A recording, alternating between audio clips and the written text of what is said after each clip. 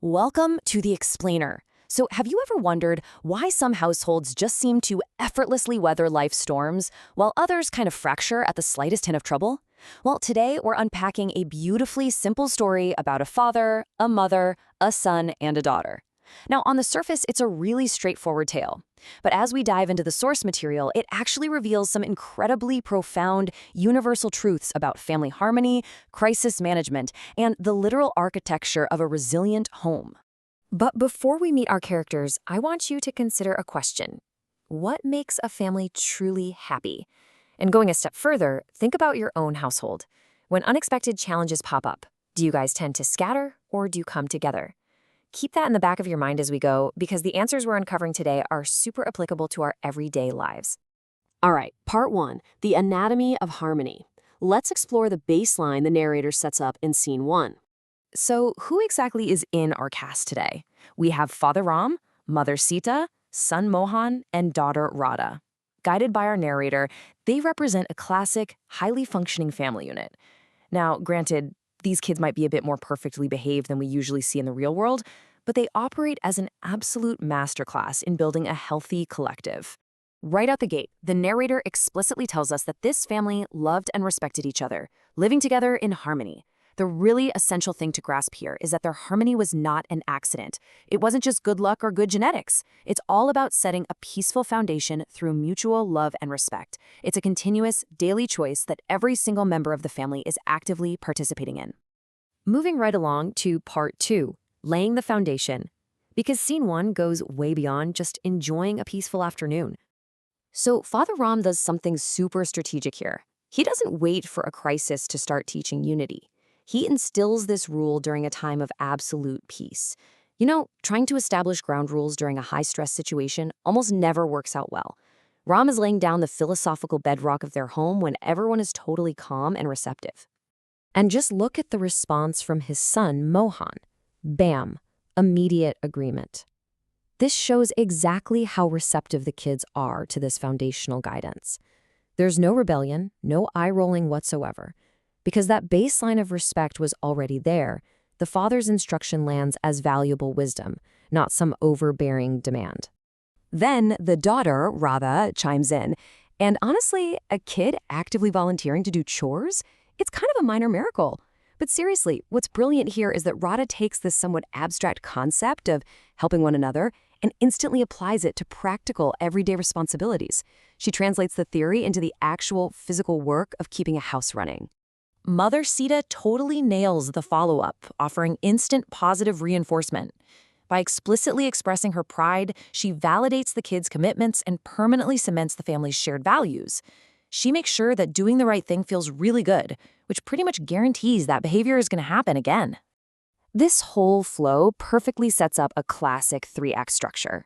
We've got the harmony of scene one, then an illness in scene two that acts as the ultimate stress test, followed by the recovery in scene three. It's such a clever way of showing how a strong foundation gets tested and ultimately proven right. Which brings us to part three, facing a sudden crisis. The established harmony is abruptly shattered, and theory is about to be put into practice. Just 6 words from the narrator: one day, father became ill. Boom. Everything changes. This forces the family to immediately shift gears from theoretical harmony into active crisis management. The peace from earlier is gone, and the family's true colors are about to show. When illness strikes, chaos is usually right behind it. But Ram and Sita's crew immediately bands together. They execute this flawless 3-step blueprint for dividing up the labor. No confusion, no arguing about whose turn it is to help. They literally just jump into action. Notice how, instead of panicking, Mother Sita steps right up as the operational leader.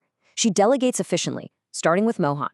She identifies the single most critical need, the medicine, and assigns it directly. By doing this, she totally eliminates the bystander effect, where everyone just stands around waiting for someone else to do something. Meanwhile, Radha doesn't even wait for instructions. She proactively spots a secondary but still super vital need and just takes care of it. She knows her dad needs nourishment to get better, so she takes total ownership of meal prep. This is the exact real-world application of the unity they promised back in scene one. This part is genuinely fascinating. Father Ram actually recognizes that their emotional unity is just as healing as the physical medicine. Yes, the physical care is absolutely vital, but the psychological comfort of knowing he's backed by a supportive team actually speeds up his recovery. That environment of love literally acts as a balm. Let's move into part 4, the power of unity.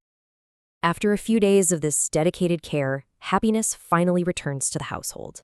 Just think about the contrast from the beginning of our story to now. At the start, the family was happy, sure, but totally untested.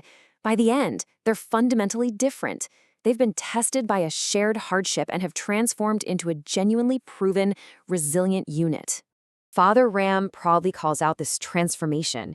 He points out that they didn't just survive the illness, they proved that their whole family dynamic actually works.